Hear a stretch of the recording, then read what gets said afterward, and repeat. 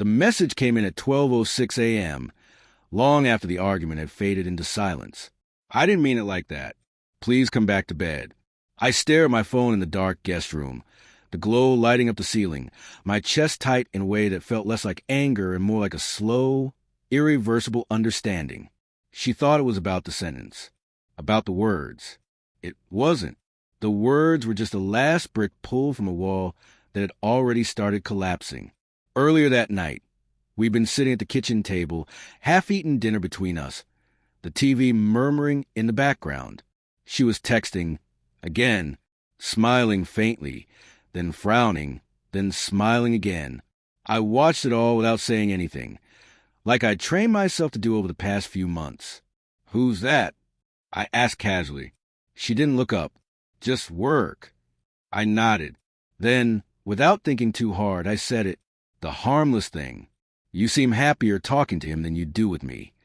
The fork clattered against the plate. She looked up fast, eyes sharp, offended. "I'm not doing this," she snapped. "You're always reading into things."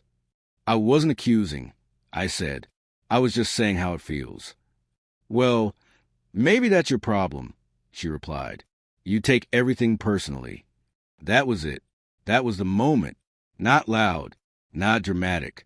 Just a sentence delivered with enough irritation to tell me exactly where I stood. She went to bed angry. I stayed behind, staring at the sink full of dishes, replaying the last year of my life like scenes that suddenly made sense. The missed calls, the late nights, the way her phone never left her hand, the way she flinched when I touched her unexpectedly. I blamed stress, work, routine, marriage settling into something quieter. I told myself love didn't need constant reassurance. But doubt is loud when you finally stop muting it. Around midnight, I went to the guest room. Not to punish her. To think. That's when her tablet chimed on the coffee table in the hallway. I wasn't looking for anything. I swear that. I was just passing by when the screen lit up with a message preview. "I wish he understood you the way I do." My heart didn't race. It sank. Deep. Heavy. I sat down and unlocked the screen. I knew the code. I always had. The messages were gentle. That hurt the most. No graphic lines. No explicit promises. Just emotional intimacy laid bare. Complaints about me. Jokes I wasn't part of. Late-night conversations that should have ended hours earlier. "You don't have to explain yourself to me. I see you. I feel closer to you than I should." Each line felt like a quiet theft. Something taken without violence, but with intent. I thought about the times I'd asked if she was okay, and she'd said yes. The nights I'd waited up, phone in hand, telling myself I was being dramatic. The way she'd stopped asking about my day. I didn't cry. I felt empty, like the answer to a question I'd been afraid to ask had finally arrived. When she woke up to use the bathroom and saw the light on, she froze. "You're still up?" she asked. I held the tablet up. "How long?" Her face changed. Not shock, not outrage, just exhaustion. "It wasn't supposed to happen," she said quietly.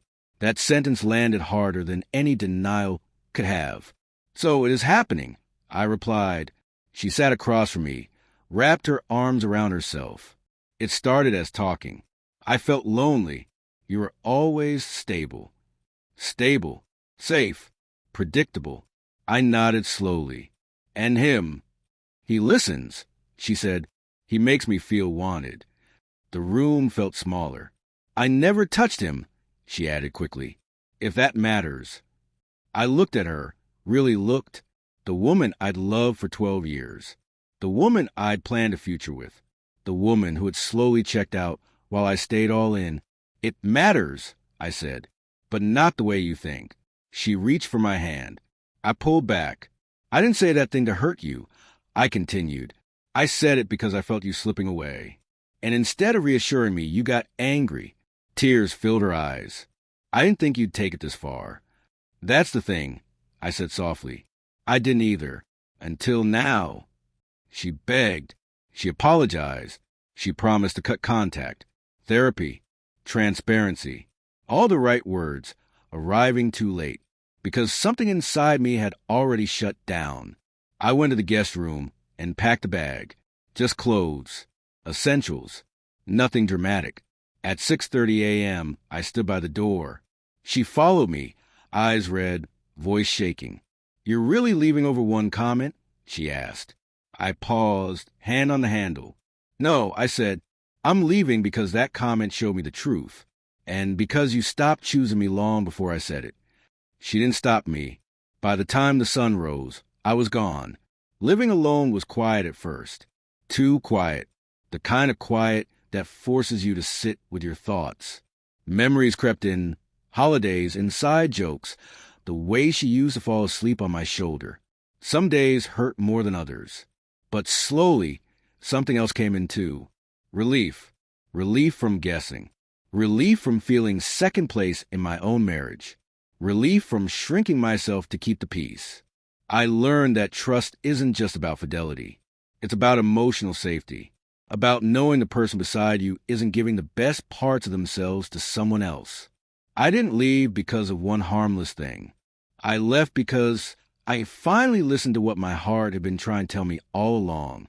And even though it hurt, walking away was the first honest thing I'd done for myself in a long time.